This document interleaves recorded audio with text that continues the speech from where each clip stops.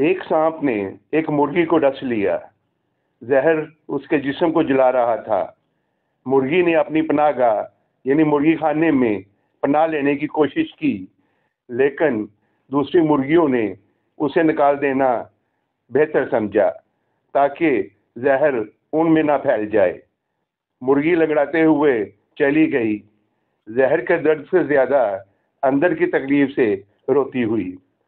وہ سانپ کے کاٹنے سے نہیں بلکہ اپنے خاندان کی طرف سے اگنور کرنے اور ان کی بے حسی و حقارت سے زیادہ دکھی تھی، جبکہ اسے اس وقت ان کی سب سے زیادہ ضرورت تھی۔ وہ چلی گئی، بخار میں تپتی ہوئی، ایک ٹانگ گھسیٹتے ہوئے، سرد راتوں کے رحم و کرم پر۔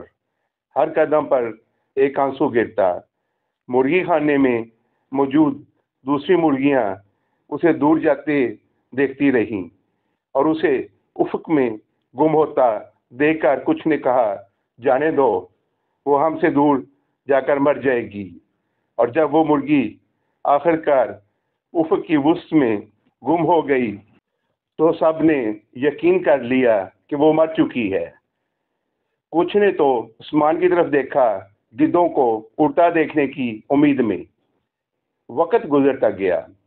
ایک دن ایک پرندہ مرغی خانے آیا اور خبر دی، تمہاری بہن زندہ ہے، وہ ایک دور کے غار میں رہتی ہے، وہ صحت یاب ہو گئی ہے، لیکن سانپ کے کاٹنے کی وجہ سے ایک ٹانگ کھو چکی ہے، اسے کھانے کی تلاش میں مشکل ہو رہی ہے اور اسے تمہاری مدد کی ضرورت ہے۔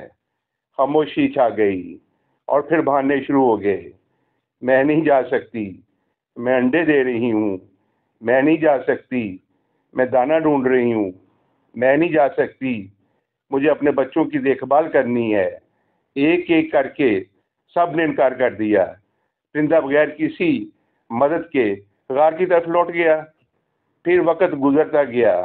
بہت دنوں بعد وہی پرندہ دوبارہ آیا، لیکن اس بار افسوسناک خبر کے ساتھ کہ تمہاری بہن وفات پا چکی ہے، وہ غار میں اکیلی مر گئی، کوئی اسے دفنانے یا اس کا ماتم کرنے والا نہیں۔ اس لمحے سب پہ بوجھ آ گیا۔ مرغی خانے میں گہرے افسوس کی لہر دوڑ گئی۔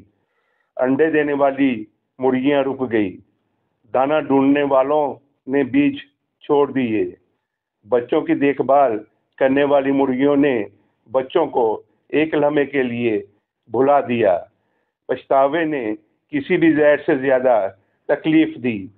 انہوں نے خود سے پوچھا، ہم پہلے کیوں نہ گئے؟